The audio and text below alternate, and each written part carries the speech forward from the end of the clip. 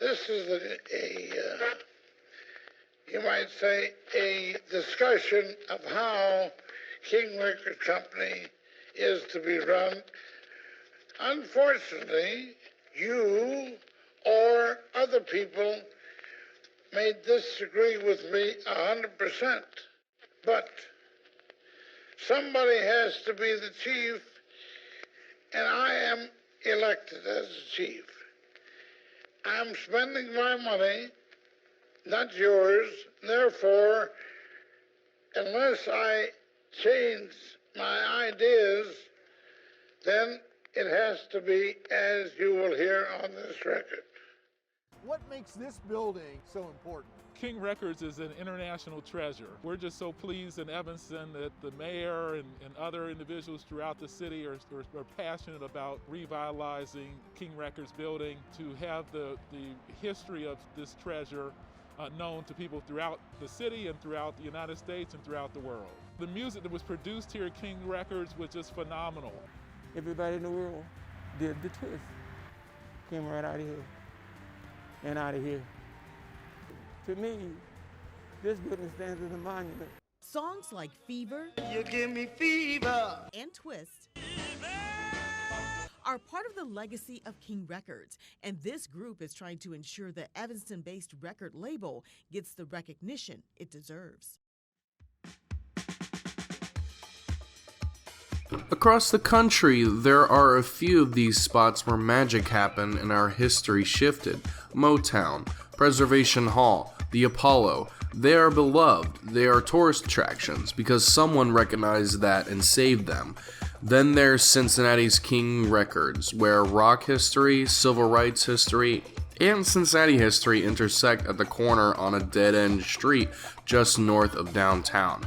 This is the place, after all, where rock and roll standard Good Rockin' Tonight first became a hit in the late 1940s, where Hillbilly Boogie, soon to morph into rock and roll, first got a listen in 1946, where Tiny Bradshaw wrote and recorded Train Kept a Rollin' and made it immortal, where The Twist was written by a King artist, where one of the songs on the Rock and Roll Hall of Fame's list of those who shaped the genre, The Midnighters' work with Annie, was recorded, where James Brown became, well, James Brown.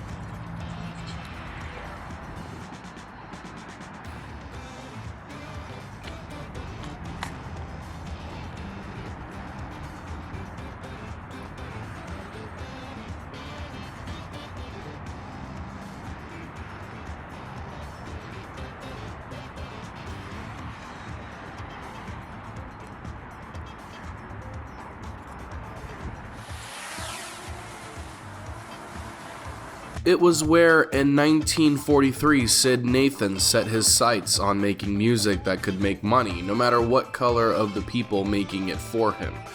His was a big business on a small street in Evanston where musicians recorded, records were pressed, album covers designed and printed, and finally assembled and shipped. He made a practice of welcoming anyone who could do the work. His was an integrated workplace in a time of segregation. At its peak, King Records was the nation's sixth largest record company. In all, from 1943 to 1971, King's Records racked up 461 hits.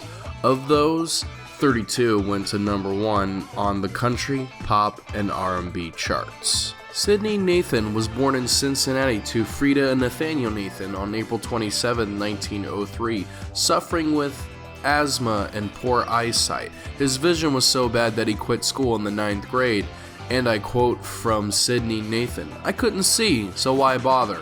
During the Depression, he tried many things: drummer in a local speakeasy, pawn shop clerk, a jewelry salesman, amusement park concierge, shooting gallery owner, radio salesman, wrestling promoter, and traveling jukebox supplier.